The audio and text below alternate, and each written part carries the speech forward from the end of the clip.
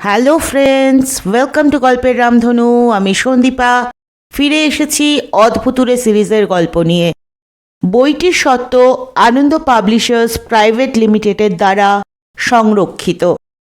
গল্প এবং গল্প পাঠ যদি ভালো লাগে তাহলে চ্যানেলটি সাবস্ক্রাইব করে আমার পাশে থাকার অনুরোধ রইল। লাইক শেয়ার কমেন্ট করে আমাকে উৎসাহিত করতে ভুলবেন না। তাহলে শুরু করা যাক আজকের গল্প শীর্ষেন্দু মুখোপাধ্যায়ের কলমে অদ্ভুতুরে সিরিজ থেকে বক্সার রতন। আজ পড়ছি প্রথম পর্ব। রিংয়ের পাশেই দুটো লোক পাশাপাশি বসে আছে। একজন বেটে খাটো, দুর্দান্ত স্বাস্থ্য, মুখে দাড়ি গোফের জঙ্গল, মাথায় একটা নীল ক্যাপ, গায়ে ডোরা কাটা নীল সাদা টি শার্ট, পরনে ব্লু জিন্স। অন্যজন লম্বা, ক্রিকেট খেলোয়াড়ের মতো ছিপছিপে, পরনে ধূসর রঙের স্যুট, গলায় টাই, চোখ মুখ খুব ধারালো। দুজনেরই বয়স 30-32-এর মধ্যে। রতন রিংয়ের ভিতর থেকে দুজনকে লক্ষ্য করল। লক্ষ্য করারই কথা, গত 2-3 মাসে সে ভারতবর্ষের বিভিন্ন প্রান্তে ও ভারতের বাইরেও নানা আসরে বক্সিংয়ে নেমেছে অন্তত 5-6 বার। দিল্লি, ব্যাঙ্গালোর, ভুবনেশ্বর, কলম্বো এবং এখন এই খড়গপুর, সব জায়গাতেই সে রিংয়ের ধারে এই দুজনকে লক্ষ্য করেছে। এমন হতে পারে যে এই মানিকচোর বক্সিংয়ের সাংঘাতিক ভক্ত, তাই যেখানে বক্সিংয়ের আসর বসে সেখানেই গিয়ে হাজির হয়। কিন্তু ব্যাপারটা ঠিক তা নয়। রতন দেখেছে এই দুজন আসে কেবল তারই লড়াই দেখতে। আগে বা পরে যেসব লড়াই হয় তাতে এই দুজনের টিকিও দেখতে পাওয়া যায় না। কেন এরা তাকেই নজরে রেখেছে তা রতন জানে না, কিন্তু আজ সে বেশ একটু অন্যমনস্ক হয়ে গেল। গ্লাভস পরানোর আগে রতনের হাতে ব্যান্ডেজ বাঁধা হচ্ছিল।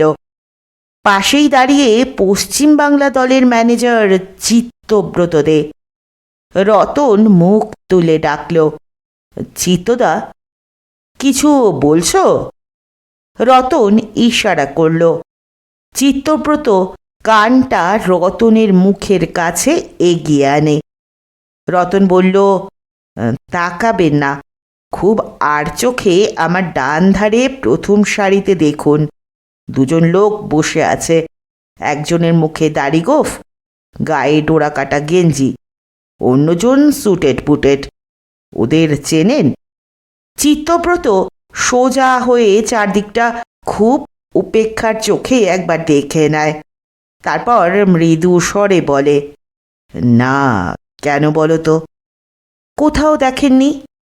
মনে পড়ছে না। আমি ওদের প্রায় সব জায়গাতেই হাজির থাকতে দেখেছি। ঢং করে ঘন্টা বাজল। লড়াই শুরু হতে দেরি নেই। চিত্ত ব্যস্ত হয়ে বলল, ওদের নিয়ে ভেবো না, concentrate on the fight. Subba কিন্তু সাংঘাতিক অপোজিশন। রতন তা জানে। গত 1 বছর ধরে সে আজকের রাতের জন্য তৈরি হয়েছে তিল তিল করে। দিল্লি, ব্যাঙ্গালোর বা কলম্বোর চেয়ে খড়গপুরের এই লড়াইয়ের গুরুত্ব অনেক বেশি। আজ রাতে হয় রতন, না হয়তো সার্ভিসেসের সুব্বা লাইট হেভিওয়েট জাতীয় চ্যাম্পিয়ন হবে। রতনের চেয়ে সুব্বার নাম ডাক অনেক বেশি। সুব্বা অলিম্পিকে ভারতের প্রতিনিধি হয়ে গিয়েছিল। খুব অল্পের জন্য ব্রোঞ্জ মেডেলটা পায়নি, তাও পয়েন্টে হেরে। সেই লড়াইতে যে জিতেছিল সেই জাপানি বক্সারকে প্রথম 2 রাউন্ডে মেরে পাট পাট করেছিল সুব্বা। সুতরাং আজকের লড়াইতে সুব্বাই হট ফেভারিট। রতনের বয়স কম, অভিজ্ঞতা কম, তার সম্বল শুধু উচ্চাকাঙ্ক্ষা আর দম। লড়ে সে খুবই ভালো, কিন্তু সুব্বার মতো উঁচু শ্রেণীর বক্সারের সঙ্গে তার তুলনা করবে কে? তাছাড়া সুব্বার সঙ্গে এর আগে লড়াইয়ের কোনো সুযোগও রতন পায়নি, সুতরাং আজ তার একটু নার্ভাস লাগছিল। রেফারি রিংয়ে। রতন ও সুব্বা এসে রিংয়ে ঢুকল।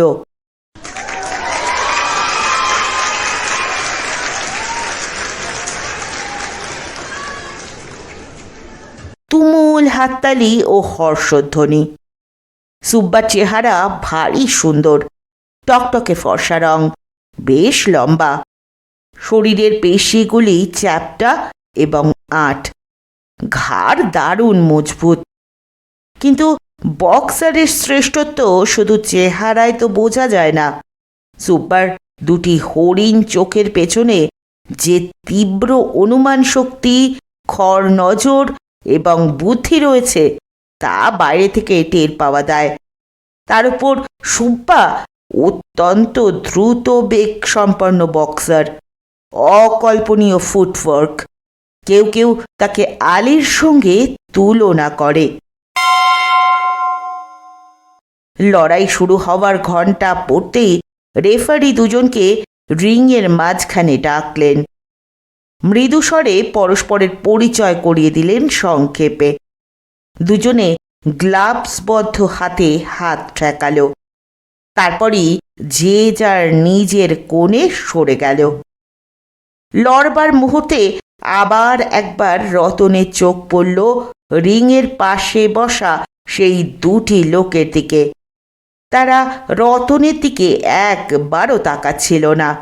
রিংয়ের ওপরে ঝুলন্ত আলোর দিকে খুব আনমনে চেয়েছিল, কিন্তু রতনের মনে হয় ওরা তাকে খুব ভালো করেই লক্ষ্য করছে। জিতবে কি হারবে তা রতন জানে না, তবে ঘুষি খেতে খেতে আর ঘুষি মারতে মারতে তার এক ধরনের নির্বিকার ভাব এসে গেছে। ভয় ডরের ব্যাপার নয়, অভ্যাস। কেবল আজকের লড়াইটা জাতীয় চ্যাম্পিয়নশিপের চূড়ান্ত লড়াই বলে এবং প্রতিপক্ষ সুব্বার মতো সাংঘাতিক বক্সার বলে একটু অস্বস্তি বোধ করছিল রতন। আজকে আর যে 5টা লড়াই হয়ে গেছে তার মধ্যে মাত্র একটিতে ব্যান্টাম ওয়েটে পশ্চিমবঙ্গের একজন প্রতিযোগী ছিল, মদন রায়। পাঞ্জাবের বীর সিংয়ের কাছে সে পয়েন্টে হেরে গেছে। রতন আর মদন ছাড়া আর কোনো বাঙালি বক্সার এবার ফাইনালে পৌঁছতে পারেনি। মদন হেরে গেছে, রতনও হারবে বলেই সবাই ধরে নিয়েছে, আর সেইটি রতনের সবচেয়ে সুবিধে। সে হারলেও লজ্জা নেই, কেউ দুয়ো দেবে না। বরং যদি ভালো লড়ে হেরেও যায় তবু সবাই প্রশংসা করবে। কিন্তু ভালো লড়াইয়ের জন্য প্রচণ্ড মনোসংযোগ দরকার। বক্সিংয়ে এক চুল ভুল, 1 সেকেন্ডের 1 ভগ্নাংশের সময়ের হিসেবে গোলমাল, একটুখানি চকিত সুযোগের অপব্যবহারও সর্বনাশ ডেকে আনতে পারে। মন, চোখ, হাত, পা, মগজ সব তুখোড়, সজাগ আর সচল রাখা চাই, বিশেষত সুব্বার মতো প্রতিপক্ষ যেখানে। কিন্তু রতনের মনোযোগ আজ দুলছে। যে দুটো লোক রিংয়ের পাশে চুপ করে বসে আছে তাদের নিয়ে তার তেমন মাথা ঘামানোর কিছু নেই। তবু সে কেমন যেন একটু অস্বস্তি বোধ করছে। আর মিনিট খানেকের মধ্যেই লড়াই শুরু হবে। সুব্বা 2 হাত তুলে দর্শকদের অভিনন্দনের জবাব দিচ্ছে। কালো স্পোর্টস প্যান্ট, কালো আর সাদা স্যান্ডো গেঞ্জিতে ভারী সুন্দর দেখাচ্ছে সুব্বাকে। রতনের নিজের চেহারাও তেমন কিছু খারাপ নয়, তবে সুব্বার মতো ফর্সা নয় তার রং। অত টানা টানা চোখও তার নেই, কিন্তু মেদহীন রুক্ষ শরীরে তার একটা ঝোড়ো ভাব আছে। লড়াইয়ের সময় সে জেতার জন্য জান লড়িয়ে দিতে জানে। এইসব কারণে এই অল্প বয়সেই বক্সার হিসেবে তার কিছু নাম ডাক হয়েছে। সেমিফাইনালে সার্ভিসেসের একজন ঝানু বক্সারকে সে পয়লা রাউন্ডেই নক আউট করেছিল। চিত্তব্রত সামান্য ম্লান হেসে বলল, শোনো, প্রতিপক্ষ যত নামজাদাই হোক, দুনিয়ায় অপরাজেয় কেউ নেই। হঠাৎ রতন বলল, চিত্তদা, ওই দুটো লোককে আপনি একটু নজরে রাখবেন। ওরা কেন সব জায়গায় আমার লড়াই দেখতে আসে তা জানা দরকার। চিত্তব্রত অবাক হয়ে বলল, এক্ষুনি লড়াই শুরু হবে, আর তুমি এখন কে না কে দুটো লোকের কথা ভাবছ? আজে বাজে চিন্তা ঝেড়ে ফেলে এখন কনসেন্ট্রেট করো তো, নইলে পয়লা রাউন্ডেই ঘায়েল হয়ে যাবে। Subba is tricky, very tricky. শেষ ঘন্টা বাজল। রতন কাঁধ থেকে তোয়ালেটা ফেলে উঠে দাঁড়ালো। রেফারি মাঝখান থেকে সরে গেলেন। তারপরই চেঁচিয়ে বললেন, ফাইট। রতনের চোখে আলোটা একটু ঝলসে উঠল কি, নাকি রেফারির স্বর তার কানে একটু দেরিতে পৌঁছলো? কিছু একটা গোলমাল হয়ে থাকবে, কারণ রেফারির চিৎকার শেষ হতে না হতেই বিদ্যুৎ চমকের মতো, সাপের ছোবলের মতো, চাবুকের মতো তিনটে ঘুষি উপর্যপুরি নাড়িয়ে দিয়ে গেল তার চোয়াল, কপাল আর ডান দিকের কান। মেঝের ওপর থেকে নিজের শোয়ানো শরীরটা যখন টেনে তুলছিল রতন, তখন তার কপালের কাটা জায়গাটা দিয়ে গরম রক্ত স্রোতের মতো নেমে এসে মুখ আর বুক ভাসিয়ে দিচ্ছে। ডান কানে একটি ঝিঝি পোকার ডাক, ডান চোখ রক্তে বুজে এসেছে, চোয়াল একদম লক জ হয়ে আটকে রয়েছে। হয়তো হাঁ করতে পারবে না, চেষ্টা করলেও। 1, 2, 3, 4, 5, 6। রেফারি 6 পর্যন্ত গুনে শেষ করেছেন। রতন তখন উঠে দাঁড়ালো। দর্শকরা সবাই চিৎকার করে আর হাততালি দিয়ে সুব্বাকে অভিনন্দন জানাচ্ছে। রেফারি মৃদু স্বরে রতনকে জিজ্ঞেস করলেন, would you fight or retire? Ratan মাথা নাড়ল। গ্লাভস দিয়ে ডান চোখের রক্ত খানিকটা মুছে নিয়ে আড়ষ্ট চোয়ালে অতি কষ্টে উচ্চারণ করল, ফাইট, ফাইট, ফাইট বলে চেঁচিয়ে রেফারি সরে গেলেন। ঘুষি খাওয়া বা রক্তপাত রতনের কাছে নতুন নয়। সে হতবম্ব হয়ে গেছে সুব্বার চকিত আক্রমণে। এত দ্রুত যে কারো হাত পা চলতে পারে তা রতনের জানা ছিল না। সে বুঝল, সে যা শুনেছিল সুব্বা তার চেয়েও ভালো লড়িয়ে। রতনের দ্বিধা আর অমনোযোগের যে ভাবটা ছিল তা 3টে ঘুষিতেই একদম কেটে গেল। যে দুটো লোককে দেখে সে অস্বস্তি বোধ করছিল তাদের কথা আর তার মনেই রইল না। তার সামনে শুধু জেগে রইল রিংয়ের ছোট্ট চৌহদ্দি আর তার মধ্যে দুর্ধর্ষ এক প্রতিপক্ষ। নিয়ম হচ্ছে প্রতিপক্ষকে একবার ভালো করে মার জমাতে পারলে তারপর তাকে যথেচ্ছ মারা, তাকে আর থিতু হতে না দেওয়া, কেবল তাড়া করে যাওয়া। ফলে তার মনোবল ভেঙে যায়, সে হারে। সুব্বাও তাই করতে চাইছিল। হয়তো ভেবেছিল সে প্রথম রাউন্ডেই এই এলেবেলে লড়াইটা শেষ করে ড্রেসিং রুমে একটু জিরিয়ে নেবে।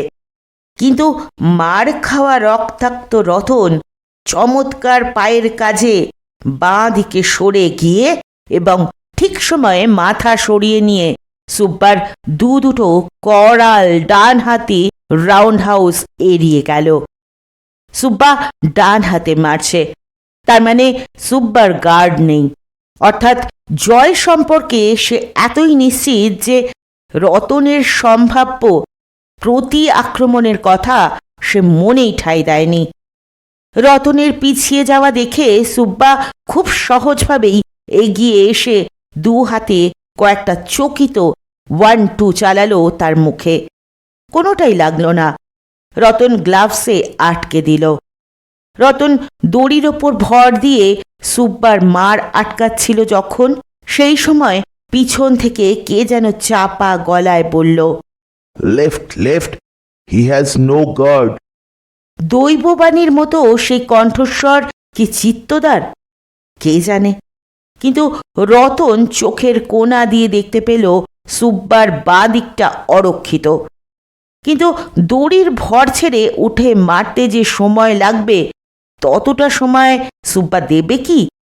মোহাম্মদ আলী জর্জ ফোরম্যানের সঙ্গে লড়াইয়ের সময় রিংয়ের দড়িকে খুব কাজে লাগিয়েছিল। ঝুল খেয়ে সরে গিয়ে দড়িটাকে স্প্রিংয়ের মতো ব্যবহার করে আলী জিতেছিল সেই লড়াই, আর সেই কৌশলের নাম আলী নিজেই দিয়েছিল রোপ এ ডোপ। রতন দড়ির সেই খেলা জানে না, আলীর পক্ষে যা সম্ভব তা কি যে কেউ পারে?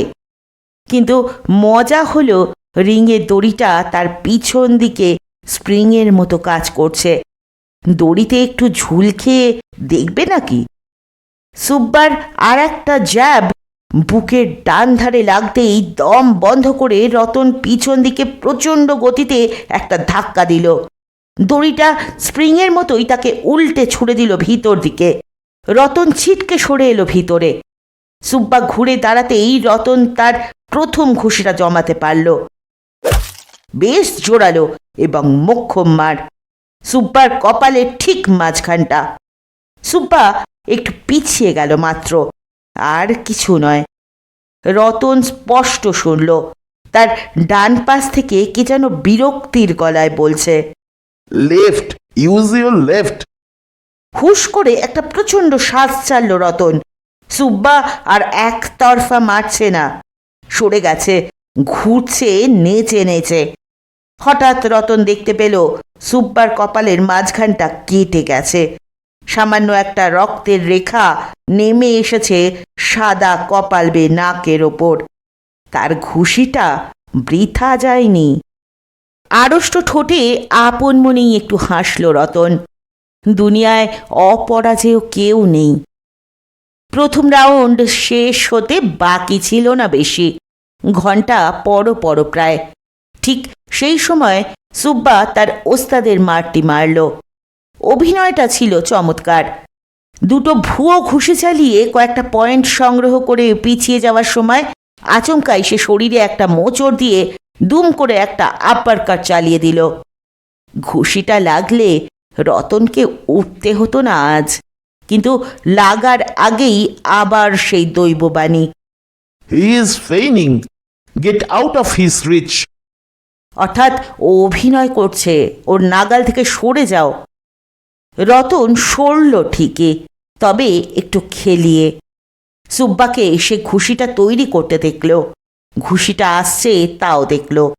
তারপরই টুক করে মাথাটা নামিয়ে ঘুষিটাকে বইয়ে দিল মাথার ওপর দিয়ে, আর তক্ষুনি দেখতে পেল তার ডান হাতে সোজাসুজি সুব্বার থুতনি, অরক্ষিত এবং অসহায়। এই সুযোগটাকে কাজে না লাগায় কোন বোকা? স্বয়ংক্রিয়ভাবেই রতনের ডান হাত পিস্টনের মতো পিছনে সরে এসেই হাতুড়ির মতো গিয়ে পড়ল সুব্বার চোয়ালে। এত জোরালো খুশি রতন জীবনে কাউকে মারেনি। তার কবজি ঝনঝন করে উঠল আঘাতের প্রতিক্রিয়ায়। কিন্তু সুব্বা বক্সার বটে। ঘুষিটা খেয়ে সে সোজা হয়ে দাঁড়ালো, পড়ে গেল না। মুখে বিস্ময়, চোখে অবিশ্বাস।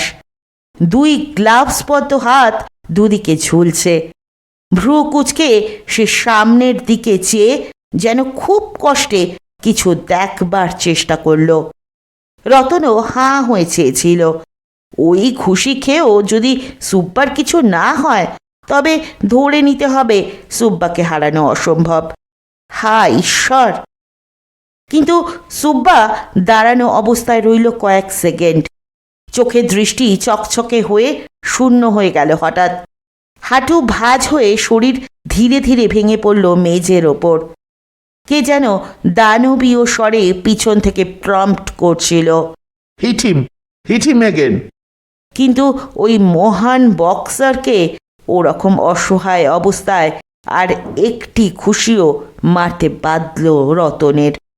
সুব্বা তার ঘুষি খেয়ে পড়ে যাচ্ছে। এটাই তো তার জীবনের এখনো পর্যন্ত শ্রেষ্ঠ ঘটনা। 1, 2, 3, 4, 5। রেফারি গুনতে শুরু করেছিলেন, কিন্তু রাউন্ড শেষ হওয়ার ঘন্টা পড়ায় সুব্বা নক আউট হলো না। তাকে ধরে নিয়ে গিয়ে বসানো হলো টুলে। রতনকে 2 হাতে জড়িয়ে ধরে চিত্তব্রত বলল, ভাবা যায় না, কি তুমি করেছো! উফ!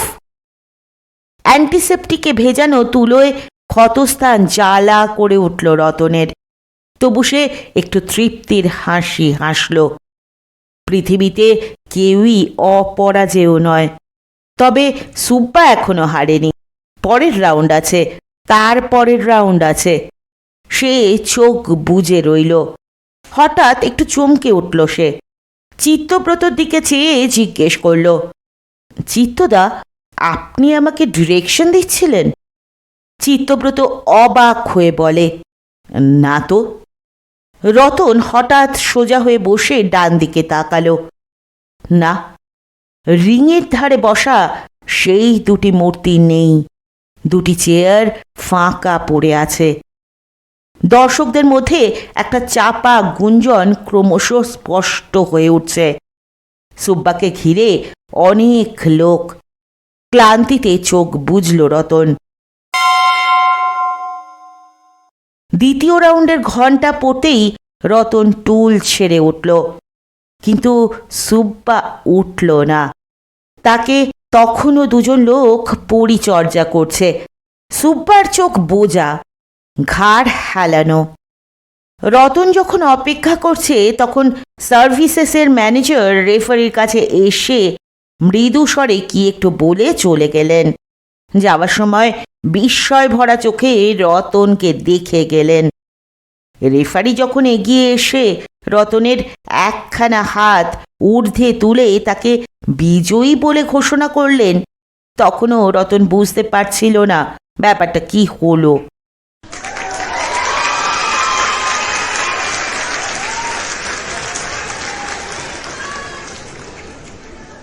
দর্শকরা কিন্তু তখন পাগলের মতো চেঁচাচ্ছে, লাফাচ্ছে আনন্দে। কয়েকজন রিংয়ের মধ্যে ঢুকে রতনকে কাঁধে নিয়ে এক পাক ঘুরল। বেশ কিছুক্ষণ বাদে রতনের মাথায় ঢুকল যে সে প্রথম রাউন্ডেই টেকনিক্যাল নক আউটে সুব্বাকে হারিয়ে লাইট হেভিওয়েটে এবার জাতীয় চ্যাম্পিয়ন হয়েছে। চিত্তদা এসে একটা তোয়ালে জড়িয়ে রতনকে টেনে নিয়ে গেলেন ড্রেসিং রুমে। বাংলার অন্যান্য মুষ্টিযোদ্ধারা রতনকে আদরে আদরে অস্থির করে তুলল। সার্ভিসেসের ম্যানেজার স্বয়ং এসে তাকে অভিনন্দন জানিয়ে গেলেন। বলে গেলেন, if you want to join the services, just say it. খবর এলো সুব্বার চোয়ালের হাড় ভেঙেছে, সে এখন হাসপাতালে। বক্সিং জিনিসটা এরকমই। প্রতিপক্ষকে কখনো অবহেলা করতে নেই। প্রতিপক্ষকে অবহেলা করে জো লুই তার সবচেয়ে খ্যাতির সময়ে জার্মানির স্মেলিংয়ের কাছে হেরে যান। প্যাটারসন হেরে গিয়েছিলেন সুইডেনের অখ্যাতনামা জোহানসনের কাছে। এমনকি মোহাম্মদ আলীও স্পিক্সের মতো নাবালক মুষ্টিযোদ্ধার কাছে মাথা নোয়াতে হলো এই তো সেদিন। এত অল্প বয়সে অপ্রত্যাশিত এত বড় একটা লড়াই জিতেও রতনের তেমন আনন্দ হয় না। আসলে আনন্দ পাওয়ার মতো মনটাই তার হারিয়ে গেছে, কারণ তার এই জয়ে খুশি হওয়ার মতো আপনজন কেউ তো নেই। তার মা মারা গেছেন, বাবা পাগল, এক দিদি বিয়ের পর কর্ণাটকের এক শহরে থাকে, দেখাই হয় না তার সঙ্গে। তাছাড়া রতনরা খুবই গরিব। বক্সিং করে বলে রতন একটা সামান্য চাকরি পেয়েছে, সেই টাকায় খুব কষ্টেই চলে তাদের। অথচ কষ্টের কারণ ছিল না। তার বাবা ছিলেন একজন নামকরা বৈজ্ঞানিক। কি একটা বস্তু আবিষ্কার করার ভূত চেপেছিল তার মাথায়, তাই নিয়ে দিন রাত ভাবতে ভাবতে একদিন পাগলামি দেখা দিল। অবশ্য অনেকে বলে তার এক সহকারী ছিল, সেই নাকি ওর মাথা খারাপ করে দিয়েছিল ওষুধ খাইয়ে। এখনও নিজের ল্যাবরেটরিতেই দিন রাত তিনি কাজ করেন, তবে সে কাজ পাগলামিরই নানা রকম খেয়াল খুশি। রতনের এক বুড়ি পিসি তার দেখাশোনা করেন, আর কেউ নেই।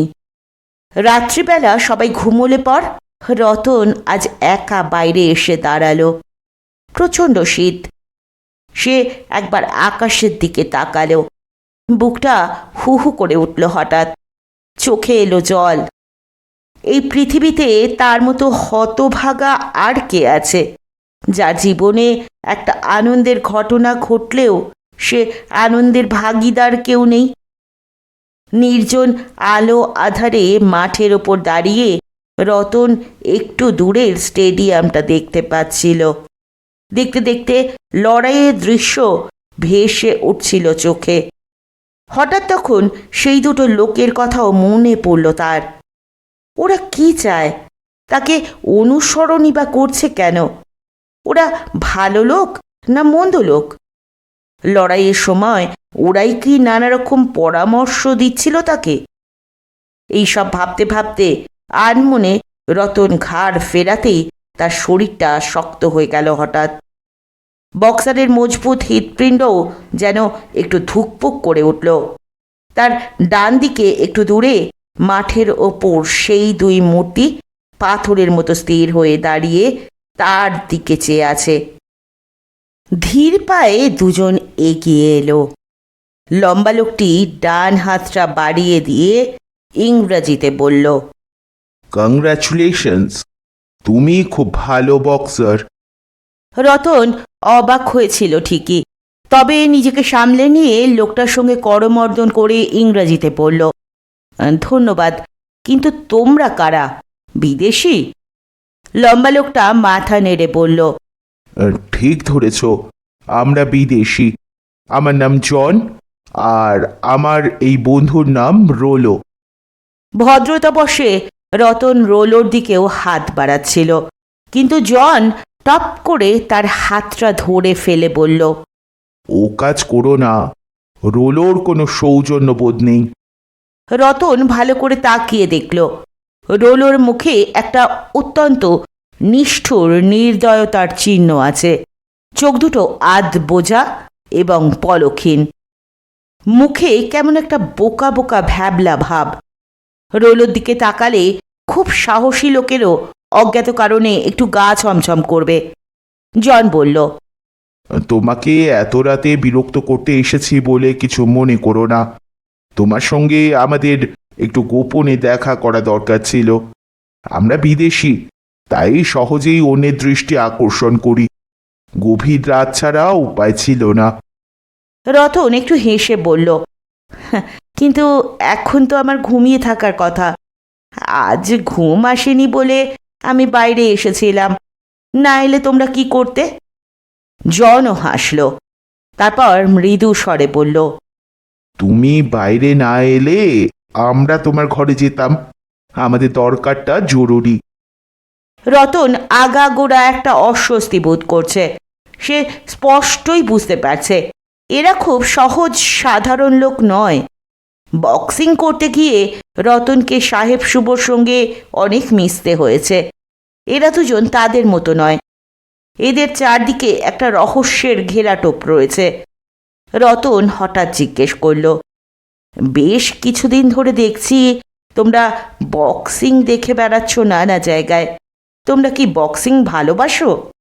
নিশ্চয়ই, আমরা সারা দুনিয়া চষে বেড়াচ্ছি ভালো প্রতিভাবান ন্যাচারাল বক্সার খুঁজে বার করতে। তোমার মধ্যে আমরা সেই রকম একজনকে খুঁজে পেয়েছি। রতন একটু অবাক হয়ে বলল, আর সেই জন্যই এত রাতে আমার কাছে এসেছো? জন মৃদু হেসে বলল, অনেকটা তাই। আমরা তোমাকে আমেরিকায় নিয়ে গিয়ে প্রফেশনাল বক্সিংয়ে নামাতে চাই। আমেরিকায় যাওয়ার কথায় রতন খুশি হয় ঠিকই, কিন্তু সেই সঙ্গে আর একটা কারণে তার মন খারাপ হয়ে যায়। সে বলে, কিন্তু আমার বাবাকে ছেড়ে আমেরিকা যাওয়া আমার পক্ষে সম্ভব নয়। আমার বাবা পাগল, তাকে খাওয়াবে পড়াবে কে? জন একটু চুপ করে থেকে বলে, শুনে দুঃখ পেলাম, তবে তুমি যদি চাও তো তোমার বাবাকেও আমেরিকায় নিয়ে যাওয়ার ব্যবস্থা করতে পারি। সেখানে মানসিক রোগীদের ভালো চিকিৎসার ব্যবস্থা আছে। তোমার বাবা হয়তো সুস্থ স্বাভাবিক হয়ে উঠবেন এবং তার বিজ্ঞান গবেষণা আবার শুরু করতে পারবেন। বিজ্ঞান গবেষণা শুনে চমকে উঠল রতন। বলল, আমার বাবা যে বিজ্ঞানের গবেষণা করতেন সে কথা তোমরা জানলে কি করে? তোমার সম্পর্কে আমরা সব রকম খোঁজ খবর নিয়েছি। রতন বলল, আমেরিকায় যাওয়ার অনেক খরচ, সে টাকা কে দেবে? আমি দেব। আমেরিকায় আমি হব তোমার ম্যানেজার। তুমি যখন বক্সিং থেকে অনেক টাকা রোজগার করবে তখন এই টাকা শোধ হয়ে যাবে, ওটা নিয়ে ভেবো না। তুমি কি আমেরিকান? জন ম্লান হেসে মাথা নাড়ল। না, আমি আমেরিকান নই। আমি পৃথিবীর সব ধনী দেশের শত্রু। তার মানে? মানেটা আস্তে আস্তে বুঝতে পারবে। তবে শক্তিশালী রাষ্ট্রগুলির সঙ্গে শত্রুতা করতে হলে তেমনি শক্তিশালী অস্ত্র চাই। শুধু বক্সিং দিয়ে তো ওদের ঘায়েল করা যাবে না। বলে জন একটু হাসল, তারপর বলল, কথাগুলো তোমার কাছে ধাঁধার মতো লাগছে না? রতন মাথা নেড়ে বলল, হয়তো আমি ইংরেজি ভালো জানি না বলেই তোমার সব কথা বুঝতে পারছি না। জন মাথা নেড়ে বলল, ইংরেজির দোষ নেই। তুমি তো খুব সুন্দর ইংরেজি বলো। বোধহয় ভালো কোনো ইংলিশ মিডিয়াম স্কুলে পড়েছো, তাই না? রতন মাথা নিচু করে বলল, হ্যাঁ। তোমাদের ইংরেজি ভাষার প্রতি একটা হ্যাংলামি আছে। তা হোক, ইংরেজি ভাষা তোমার বিস্তারে সাহায্য করবে। সেই সঙ্গে যদি ইংরেজদের গুণগুলো পেতে তাহলে আরও ভালো হতো। রতন লজ্জায় একটু রাঙা হলো, বলল, তোমার কি আর কোনো কথা আছে? জন গম্ভীর গলায় বলল, আছে। তোমার বাবা যখন পাগল হয়ে যান তখন তিনি কোন বিষয়ে গবেষণা করছিলেন তা কি তুমি জানো? না, বাবার যখন মাথা খারাপের লক্ষণ দেখা দিচ্ছিল তখন আমি খুব ছোট। জন গলাটা একটু খাটো করে বলল, সেই সময় তোমার বাবার একজন অ্যাসিস্ট্যান্ট ছিল, তাকে তোমার মনে আছে? রতন বিষণ্ণ মুখে মাথা নেড়ে বলল, বাবার সঙ্গে আমার তেমন যোগাযোগ ছিল না। আমি দিল্লির একটা ভালো স্কুলে পড়তাম, থাকতাম বোর্ডিংয়ে।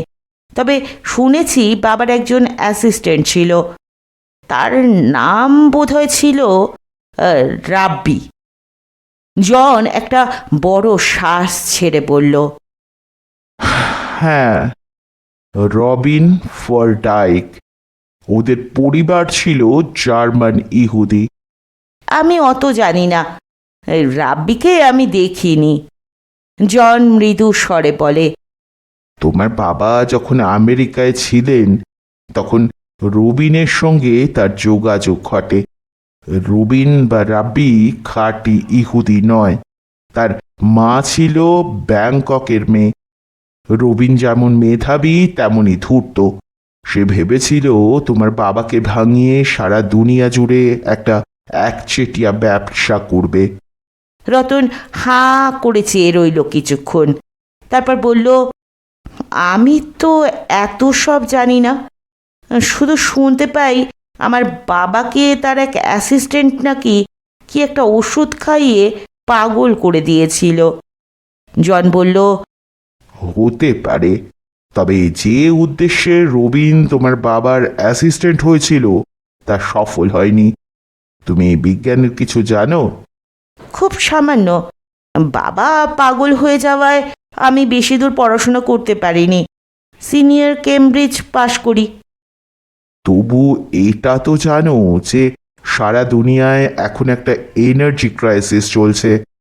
কিছুটা জানি, মাটির নিচে খনিগুলোর কয়লা ফুরিয়ে আসছে, শেষ হয়ে আসছে পেট্রোলিয়াম, পারমাণবিক শক্তির জন্য প্রয়োজনীয় ইউরেনিয়ামের ভাণ্ডারও অফুরন্ত নয়। বাহ, তবে তো অনেকটাই জানো। আর এই শক্তি বা তাপের যে দুর্ভিক্ষ দুনিয়ায় শিগগিরই দেখা দেবে, তার জন্য বিশ্বের সব ছোট বড় রাষ্ট্রই যে সমুদ্র বা সূর্যরশ্মি থেকে বিকল্প শক্তি তৈরি করার চেষ্টা করছে, তাও তো জানো। জানি, তবে সে কাজে মানুষ এখনো সম্পূর্ণ সফল হয়নি। ঠিক, তোমার বাবা যে গবেষণাটা করছিলেন তাও এই এনার্জি নিয়েই। তিনি অবশ্য কোনো বিকল্প শক্তি আবিষ্কারের চেষ্টা করছিলেন না, তবে তিনি সফল হলে দুনিয়া থেকে চিরকালের মতো এনার্জি ক্রাইসিস বিদায় নিত। সেটা কি জিনিস? তার কাজটার নাম ছিল হিট অ্যাম্প্লিফিকেশন। নামটা অবশ্য খুব সুন্দর নয়, কিন্তু কাজটা ছিল দারুণ গুরুতর। কিরকম? শব্দকে যেমন অ্যাম্প্লিফায়ারে বহুগুণ বাড়ানো যায়, তেমনি তাপকেও হয়তো বাড়ানো সম্ভব। তাপ বিবর্ধন নিয়েও সারা দুনিয়ায় গবেষণা চলছে, কিন্তু আমরা খবর রাখি তার মধ্যে তোমার বাবাই লক্ষ্যের খুব কাছাকাছি পৌঁছেছিলেন। শেষ পর্যন্ত হয়তো সফলও হয়েছিলেন, কিন্তু ঠিক সেই সময়ই একটা গুরুতর কিছু ঘটে যায় এবং তিনি পাগল হয়ে যান। রুবিনও তাকে ছেড়ে পালিয়ে যায়। লোকটা ভালো না খারাপ তা বুঝতে পারছে না রতন। ওর মতলবটা কি তাও সে এখনো সঠিক জানে না। তবে তার বাবার আবিষ্কার সম্পর্কে যে এ লোকটা খবর রাখে সে বিষয়ে সন্দেহ নেই। রতন বলে, অতীত নিয়ে মাথা ঘামিয়ে কি হবে? যা চুকে বুকে গেছে তা আবার খুঁচিয়ে তুলতে আমার খারাপ লাগে। জন একটু হাসল, তারপর বলল, ভারতীয়রা সব ব্যাপারেই একটু উদাসীন আর নির্লিপ্ত থাকতে ভালোবাসে, আর তার জন্যই ভারতের উন্নতি ঘটেনি, ঘটবেও না। কিন্তু আমরা যারা বেঁচে থাকতে ভালোবাসি এবং দুনিয়াকে দখল করার স্বপ্ন দেখি, তারা সহজে কিছু ছেড়ে দিতে রাজি নই। তোমার বাবা কেন পাগল হলেন বা তার আবিষ্কারের মূল্য কতটা তা জানার আগ্রহ তোমার থাকা উচিত। তিনি যদি সত্যি হিট অ্যাম্প্লিফায়ার আবিষ্কার করে থাকেন, তবে তার দাম এখনকার দুনিয়ায় বিলিয়ন বিলিয়ন ডলার। তুমি মোহাম্মদ আলীর মতো বড় বক্সার হলেও কোনোদিন তত ডলার রোজগার করতে পারবে না। রতন কি বলবে, চুপ করে রইল।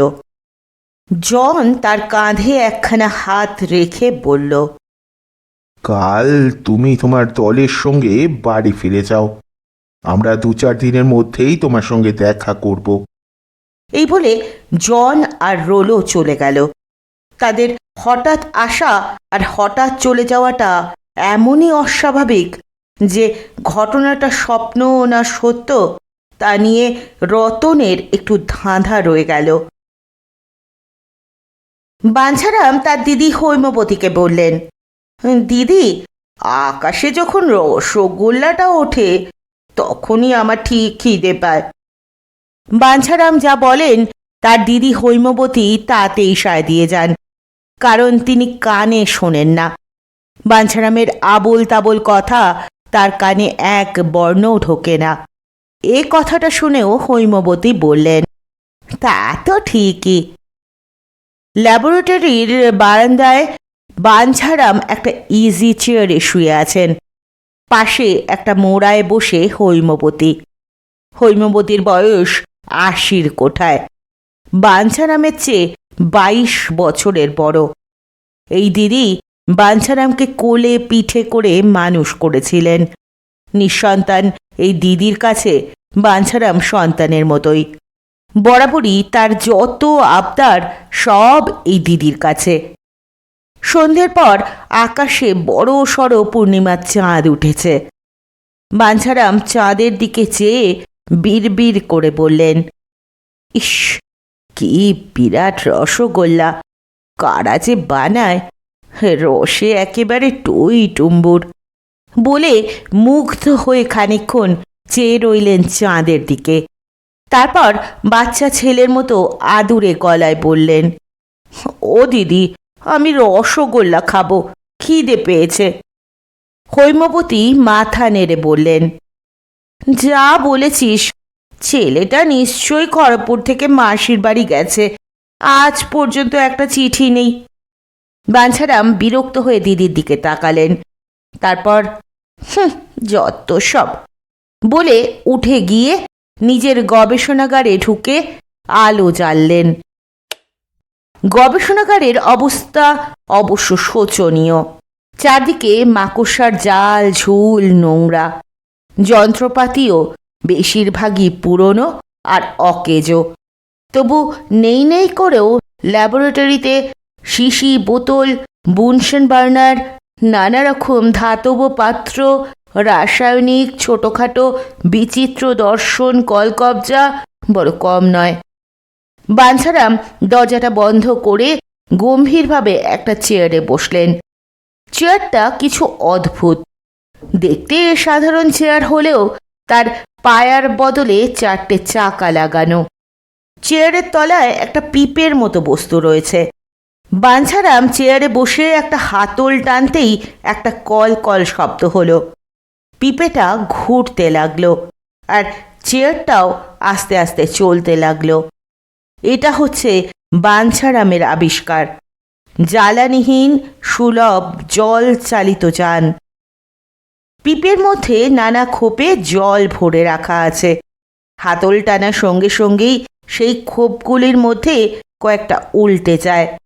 জল গিয়ে অন্য পাত্রে পড়ে, আবার সেই পাত্রগুলো উল্টে যায়। এরকমভাবে পিপের মধ্যে জলে একটা গতি সঞ্চারিত হয়। পিপেটা ঘুরতে থাকে আর সেই ঘূর্ণনে চেয়ারটাও চালিত হয়। চেয়ার চালিয়ে বাঞ্ছারাম ল্যাবরেটরির ভিতরে কিছুক্ষণ এলোমেলো ঘুরে বেড়ালেন। একটা টেবিলের কাছে থেমে চেয়ে রইলেন ভুরু কুঁচকে। টেবিলে একটা বিল্ট ইন বেসিন, বেসিনের কলের সঙ্গে লাগানো ছোট একটা জল বিদ্যুৎ যন্ত্র। বহুকাল আগে বড় কাজে তেমন হাত দেননি বাঞ্ছারাম। তখন এসব মজার জিনিস তৈরি করতেন। জলের ট্যাপ খুললেই জেনারেটর চালু হবে, তাই দিয়ে একটা গোটা ঘরের আলো পাখার ব্যবস্থা। 1 পয়সা খরচ নেই। তবু এগুলোর পেটেন্ট নেননি বাঞ্ছারাম। তার মাথায় হিট অ্যাম্প্লিফিকেশনের যে স্বপ্ন ছিল তা কাজে করতে পারলে জগৎ জোড়া খ্যাতি হবে, পৃথিবীর অশেষ মঙ্গল ঘটবে। তাই ছোটোখাটো আবিষ্কারগুলোকে তিনি বিশেষ মূল্য দেননি, আজও দেন না। চেয়ার চালিয়ে তিনি জানলার ধারে এলেন। সেখানে একটা টেবিলের ওপর কাঁচের একটি গোলক। গোলকটির দিকে নির্নিমেষ চোখে চেয়ে রইলেন কিছুক্ষণ। অর্ধেক আকাশের ছায়া পড়েছে গোলকে। গ্রহ নক্ষত্রের নিখুঁত ছবি। একটা দীর্ঘশ্বাস ছাড়লেন। ঘুরতে ঘুরতে বাঞ্ছারাম এলেন ল্যাবরেটরির মাঝখানে মস্ত টেবিলটার ধারে। টেবিলের ওপর আজও রয়েছে কলসির মতো দেখতে বড় সড়ো একটা ধাতব পাত্র, তলায় একটা ফুটো। এই যন্ত্রটাই ছিল বাঞ্ছারামের জীবনের সবচেয়ে বড় কাজ, সবচেয়ে বড় সাধনা। সফল হলে পৃথিবীর মানুষ উপকৃত হতো। মাত্র একটা মোমবাতির আগুনের তাপ থেকে কলকাতার মতো মস্ত একটা শহরের যাবতীয় বিদ্যুৎ উৎপাদন করতে পারত। একটা দেশলাই কাঠির আগুনে 1 কেটলি জল ফোটানো যেত। একটুখানি তাপকে বহুগুণ বাড়ানোর এই যন্ত্র তৈরিতে তিনি সফল হয়েছিলেন কিনা তা আজ আর তার মনে নেই। শুধু মনে আছে যন্ত্রটি যখন প্রায় তৈরি করে ফেলেছেন, তখন একদিন হঠাৎ এই টেবিলের ধারে তিনি অজ্ঞান হয়ে পড়ে যান। যখন জ্ঞান ফিরল তখন তিনি হাসপাতালে। আর তারপর থেকে কিছুই আর তার তেমন মনে পড়ে না। হিট অ্যাম্প্লিফিকেশনের কোনো কাগজপত্র আর খুঁজে পাওয়া যায়নি। একেবারে শেষ হওয়ার মুখে এসেও যন্ত্রটা অসম্পূর্ণ হয়ে পড়ে আছে আজও। বাঞ্ছারাম মাথায় হাত দিয়ে যন্ত্রটার দিকে চেয়ে রইলেন কিছুক্ষণ। তারপর বললেন, রসগোল্লা। রসগোল্লার চেয়ে আর কি ভালো থাকতে পারে পৃথিবীতে? আগে আছে, রসগোল্লার চেয়েও ভালো জিনিস আছে। টেবিলের তলা থেকে কে যেন বেশ জোরের সঙ্গে বলে উঠল। বাঞ্ছারাম বললেন, হতেই পারে না।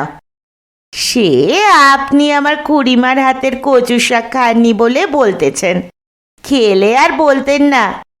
বলে টেবিলের তলায় পাতা একটা শতরঞ্জির বিছানা থেকে হামাগুড়ি দিয়ে বেরিয়ে এলো রঘু, বাঞ্ছারামের বহু পুরনো চাকর। বেরিয়ে এসে সে একটা হাই তুলে বলল, আরও আছে, রাজশাহীর রাঘবশাই খেয়েছেন? ঢাকার বাখরখানি।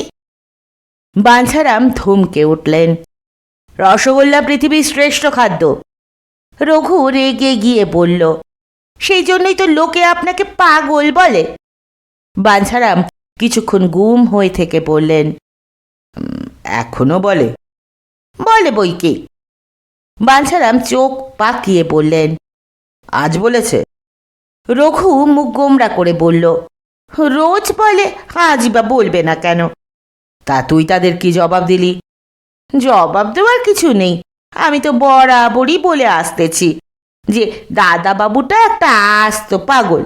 তার এই জাদুঘরে ঢুকলে এই যন্ত্রটা ফোঁস করে, ওই যন্ত্রটা ফাঁস করে, এই যন্ত্রটা চলতে লাগে তো আর একটা যন্ত্র ভূতের নৃত্য করে। এই পাগলা ঘরের মোড়ল যিনি, তারে পাগল কব না তো কি? তাহলে তুইও বলিস? বলি। আজ বলেছিস? এই তো বললাম, আপনি একটা পাগল। বাঞ্ছারাম কটমট করে রঘুর দিকে চেয়ে থাকেন কিছুক্ষণ, তারপর বলেন, আচ্ছা যা, আজ ছেড়ে দিলাম, আর কখনো বলিস না। রঘু সেই ছেলেবেলা থেকে বাঞ্ছারামের সঙ্গে আছে। তিন কুলে তার আর কেউ নেই। সে লেখাপড়া শেখেনি, আর বাঞ্ছারাম মস্ত পণ্ডিত। তবু রঘু বরাবর প্রায় সর্ববিষয় নিয়েই বাঞ্ছারামের সঙ্গে রীতিমতো ঝগড়া করেছে। তাদের মতের মিল নেই, শুধু অন্তরের মিল আছে। রঘু বাঞ্ছারামকে দারুণ ভালোবাসে। রঘু আর একটা হাই তুলে বলে, বাবা মশাইয়ের কথাটা যদি শুনতেন, যদি ওকালতিটা পড়তেন, তবে আজ আর এই অবস্থা হতো না। ওকালতির মতো জিনিস আছে? আমাদের গ্রামের বসন্ত উকিলকে দেখলে দারোগা বাবুও ঘোড়া থেকে নেমে পড়তেন। এ কথা ঠিক যে বাঞ্ছারামের বাবা অক্রুরবাবু চেয়েছিলেন ছেলে উকিল হোক। বাঞ্ছারাম তা হননি, আর ব্যাপারটা রঘুর বিশেষ ভালো লাগেনি। রঘু সেই নিয়ে রোজই খোঁটা দেয়। বাঞ্ছারাম তার জল গাড়ি চালিয়ে ঘরের চারদিকে ঘুরতে ঘুরতে বললেন, আসলে আমি পাগল নই, আমি আসলে কাজের কথাটা ভুলে যাই, ঠিক সময়ে ঠিক জিনিসটা মনে পড়ে না। তুই লোককে একটু বুঝিয়ে বলিস তো। কি বলবো? আমি পাগল নই। আচ্ছা বলবো, এখন খেয়ে দিয়ে শুয়ে পড়বেন, চলুন। গভীর রাতে বাঞ্ছারাম বিছানা ছেড়ে চুপি চুপি উঠে পড়লেন। পাটি টিপে এসে ল্যাবরেটরি খুলে ভিতরে ঢুকলেন। দরজাটা সাবধানে ভেজিয়ে দিয়ে এসে দাঁড়ালেন অসম্পূর্ণ হিট অ্যাম্প্লিফায়ারটার সামনে। কি যেন প্রায়ই তার মনে পড়ি পড়ি করে, কিন্তু একটুর জন্য মনে পড়ে না। স্মৃতির শক্তি বড়ই দুর্বল। কপালটা ডান হাতে 2 আঙুলে চেপে ধরে ভ্রু কুঁচকে বাঞ্ছারাম তার সাধের যন্ত্রটার দিকে চেয়ে থাকেন। তার মনে হয় কেউ যদি তাকে যথেষ্ট রসগোল্লা খাওয়ায়, তাহলে তার মাথার এই ধোঁয়াটা কেটে যাবে। কিন্তু কেউই তার কথা শোনে না। তার খাওয়া দাওয়ার ব্যাপারে ডাক্তারের নির্দেশ খুবই কড়া। অনেকক্ষণ কপালটা চেপে ধরে থেকে তিনি একটা চেয়ার টেনে বসলেন। তারপর যন্ত্রটার সার্কিট খুলে বিভিন্ন অংশে হাত বোলাতে লাগলেন। হঠাৎ ঘাড়ে শিরশির করে একটু হাওয়া লাগলো, উত্তুরে হাওয়া। বাঞ্ছারাম ঘাড় ফিরিয়ে তাকালেন। ল্যাবরেটরির দরজা জানলা সবই বন্ধ থাকার কথা, হাওয়া আসবে কোত্থেকে? অন্যমনস্ক বাঞ্ছারাম উঠলেন, উত্তরের কাঁচের জানলাটার কাছে এগিয়ে গিয়ে বাইরে তাকালেন একটু। আকাশে জ্যোৎস্না বান ডাকছে, একটু কুয়াশা ঘেরা জ্যোৎস্না, ভারী রহস্যময়। তার আবার রসগোল্লার কথা মনে পড়ল। ভালো করে জ্যোৎস্না দেখার জন্য একটু ঝুঁকতেই তার হাতের ঠেলায় জানলার একটা পাল্লা খুলে গেল। বাঞ্ছারাম বিরক্ত হলেন। পই পই করে রঘুকে বলা আছে, ল্যাবরেটরির জানলা বা দরজার ছিটকিনি যেন খুলে রাখা না হয়। জানলাটা আবার সাবধানে বন্ধ করে ছিটকিনি লাগালেন তিনি। তারপর আবার যন্ত্রটার সামনে এসে বসলেন। তার কেবলই মনে হয় একদিন তার সব কথা হঠাৎ মনে পড়ে যাবে, আর সেদিন যন্ত্রটাও কাজ করতে শুরু করবে। একটুখানি তাপকে 100 গুণ, 1000 গুণ, লক্ষ গুণ, কোটি গুণ বাড়িয়ে তুলতে থাকবে তার এই যন্ত্র। দুনিয়া থেকে তাপ ও বিদ্যুতের সব সমস্যা দূর হয়ে যাবে। বাঞ্ছারাম তার সাধের যন্ত্রটার নানা অংশ নাড়াচাড়া করতে লাগলেন। হঠাৎ তার হাত থেমে গেল, শরীরটা শক্ত হয়ে উঠল, চোখের পলক পর্যন্ত পড়ছে না। কেন এমন হয় তা বাঞ্ছারাম জানেন। কেউ যদি আড়াল থেকে লুকিয়ে তার দিকে চেয়ে থাকে, ঠিক তখনই এরকম হয়, অন্য কোনো সময় এরকমটা হয় না। বাঞ্ছারাম বুঝতে পারলেন আড়াল থেকে কেউ তাকে লক্ষ্য করছে, কিন্তু কে? বাঞ্ছারাম আস্তে আস্তে নিজের শরীরটাকে চেয়ারে ছেড়ে দিলেন। ঘাড় হেলিয়ে চোখ বুজে রসগোল্লার কথা ভাবতে লাগলেন। ছেলেবেলায় মতি ময়রার দোকানে ভিয়েন ঘরে গিয়ে গরম রসগোল্লার একটু রস পাওয়ার আশায় যখন দাঁড়িয়ে থাকতেন, তখন চোখে পড়ত মস্ত কালো এক কড়াইতে টইটুম্বুর রস ফুটছে, আর তাতে শয়ে শয়ে পিং পং বলের মতো রসগোল্লা লাফাচ্ছে, নাচছে, দুলছে। কি যে সুন্দর সেই দৃশ্য! চোখ বুজে সেই দৃশ্যটা মনশ্চক্ষে দেখতে লাগলেন বাঞ্ছারাম। দেখতে দেখতে শরীরের আড়ষ্ট ভাবটা কেটে গেল। ঘাড়ে আবার শিরশির করে একটু উত্তরে বাতাস এসে লাগল, অর্থাৎ উত্তরে জানলাটা আবার কেউ খুলেছে। বাঞ্ছারাম ঘাড় ঘোরালেন, অনুচ্চ স্বরে বললেন, কে? কে ওখানে? কেউ জবাব দিল না, কিন্তু বাতাসের ঝাপটায় একটা পাল্লা ঠাস করে বন্ধ হয়ে গেল। বাঞ্ছারাম অবাক হয়ে আপন মনেই বলে উঠলেন, আশ্চর্য, আমি কি পাগল হয়ে গেলাম নাকি? জানলাটা এইমাত্র বন্ধ করে দিয়ে এলাম, নাকি করিনি? বাঞ্ছারাম আবার উঠলেন, জানলার দিকে এগোতে গিয়ে থমকে দাঁড়ালেন। মাথাটা তার একেবারেই গেছে। যাক বাবা, দরজাটাই যে বন্ধ করতে ভুলে গেছেন। ল্যাবরেটরির দরজার দুটো পাল্লাই হাঁ হাঁ করছে খোলা। দরজার দিকে এগোতে গিয়ে বাঞ্ছারামকে আবার থমকাতে হলো। দরজার পাল্লা দুটো সাবধানে বন্ধ করে দিল কে যেন, কিন্তু কাউকে দেখতে পেলেন না। বাঞ্ছারাম আপন মনেই হাসলেন। রঘু যে তাকে পাগল বলে, সে তাহলে এমনিতে নয়, পাগল তাহলে তিনি বটেন। কথাটা ভেবে বাঞ্ছারাম খুব কোহ করে হাসলেন। হাসতে হাসতে চোখে জল এসে গেল। খানিকক্ষণ হেসে নিয়ে গায়ের আলোয়ান চোখের জলে মুছে সামনে তাকিয়ে দেখেন সামনের টেবিলে কাঁচের মস্ত বক যন্ত্রটার পাশে একটা ডল পুতুল দাঁড়িয়ে আছে। সাহেব ডল পুতুল, মাথায় টুপি, পরনে স্যুট, গলায় টাই, চোখের তারা কটা। বাঞ্ছারাম আবার হেসে উঠতে যাচ্ছিলেন। হঠাৎ ডল পুতুলটা ঠোঁটে তর্জনী ঠেকিয়ে চাপা স্বরে বলল, শাট আপ। কথা কওয়া পুতুল নাকি? বাঞ্ছারাম খুশি হলেন। তার একটা ছেলে আছে। ছেলেটা কত বড় হয়েছে তা তার জানা নেই, তবে ছেলের নাম যে রতন তা তার মনে আছে। এই ডল পুতুলটা রতনকে দেবেন, ছেলেটা খুশি হবে। এই ভেবে বাঞ্ছারাম পুতুলটার দিকে হাসি হাসি মুখ করে এগিয়ে গেলেন। বেশ পুতুল, কথা কয়, হাত পা নাড়ে। বাঞ্ছারাম হাত বাড়িয়েছিলেন, কিন্তু পুতুলটাকে ধরতে পারলেন না। তার আগেই পিছন থেকে একটা ভারী হাত তার ঘাড়টা চেপে ধরল। এরকম জোরালো হাত কারো থাকতে পারে তা বাঞ্ছারামের জানা ছিল না। ঘাড়ে ধরে হাতটা প্রায় তাকে শূন্যে তুলে ফেলল। তারপর কয়েকটা ঝাঁকুনি দিয়ে আবার মেঝের ওপর দাঁড় করিয়ে দিল। ব্যথায় চেঁচিয়ে উঠতে গিয়েও পারলেন না বাঞ্ছারাম। গলা বুজে এলো, চোখে অন্ধকার দেখলেন, মাথাটা পাক খেল। দাঁড়ানোর পরও টলমল করে পড়ে যাচ্ছিলেন। সেই হাতটা তার ঘাড় ধরে আছে বলে পড়লেন না। মুখটা ঘোরাতে পারছিলেন না বাঞ্ছারাম, তবে এক পলক আবছা দেখলেন।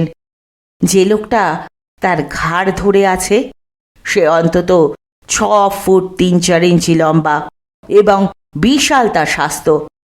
একখানা আস্ত দানব। এমনিতেই বাঞ্ছারামের মাথার ঠিক নেই, এখন ভয় আরো গুলিয়ে গেল। এ কি দুঃস্বপ্ন? টেবিলের ওপর দাঁড়ানো ডল পুতুলটা গম্ভীরভাবে তাকে দেখছিল। বাঞ্ছারাম দম ফিরে পেয়ে যখন হাঁপাচ্ছেন, তখন পুতুলটা তীক্ষ্ণ স্বরে ইংরেজিতে বলল, সেই জিনিসটা কোথায়?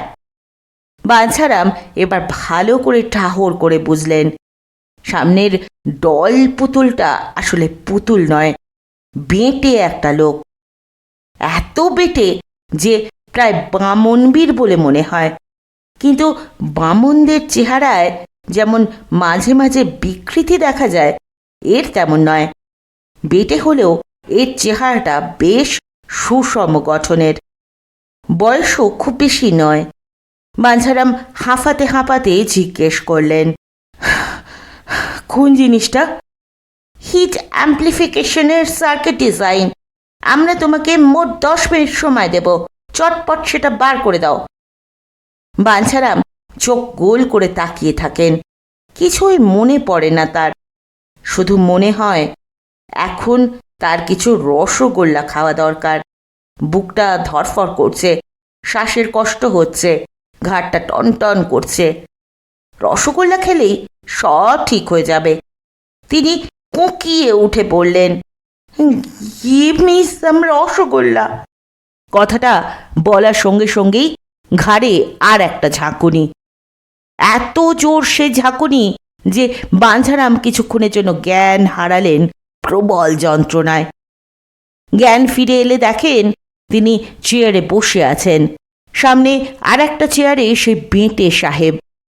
তার পাশেই দাঁড়িয়ে আছে সেই প্রকাণ্ড দানব।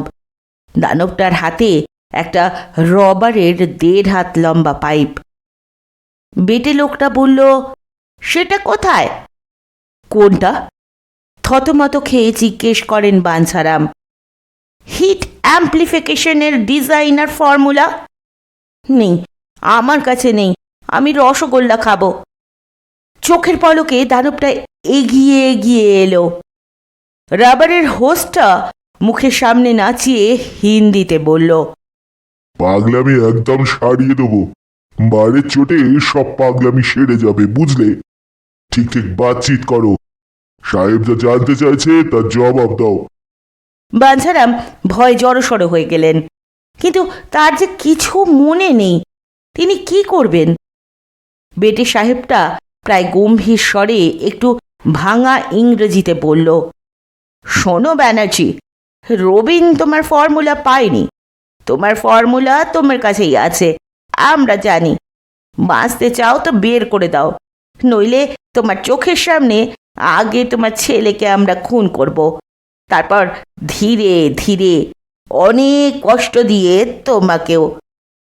বাঞ্ছারাম অস্থির বোধ করলেন। বললেন, আমার ছেলে যে ছোট্ট, তাকে মারবে কেন?" বেটি লোকটা একটু হাসল, ক্রূর হাসি।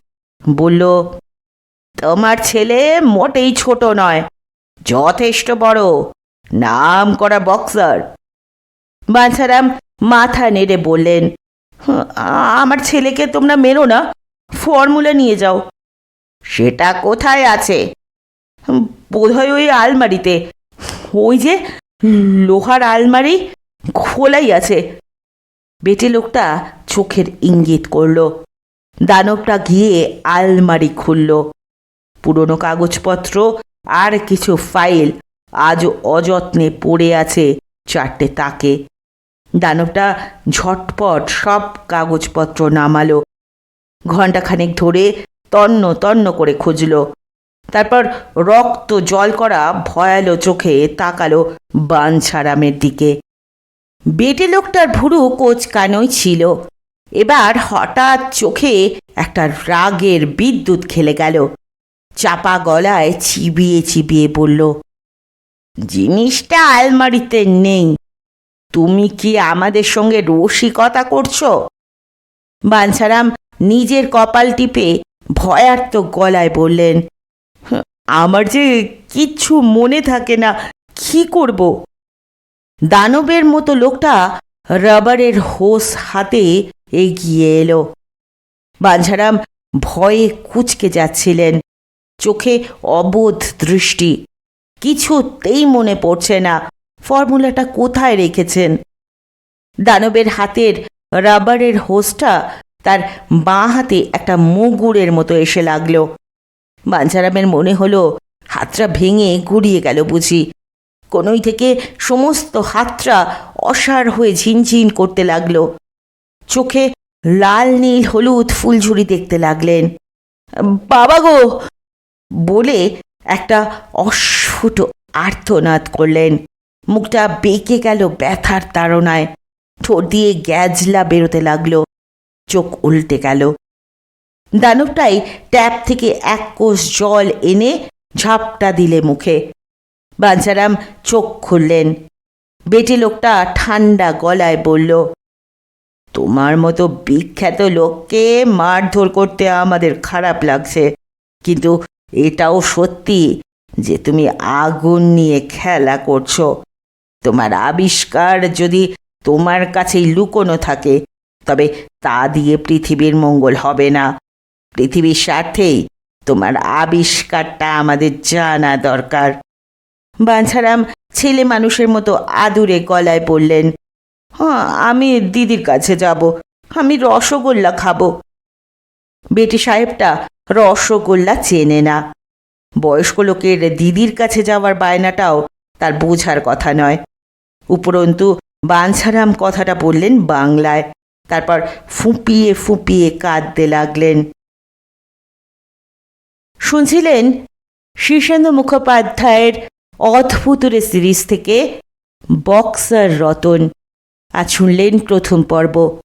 পরদিন এসে হাজির হব দ্বিতীয় পর্ব নিয়ে। ততক্ষণ পর্যন্ত সকলে ভালো থাকবেন, সুস্থ থাকবেন, পাশে থাকবেন। নমস্কার।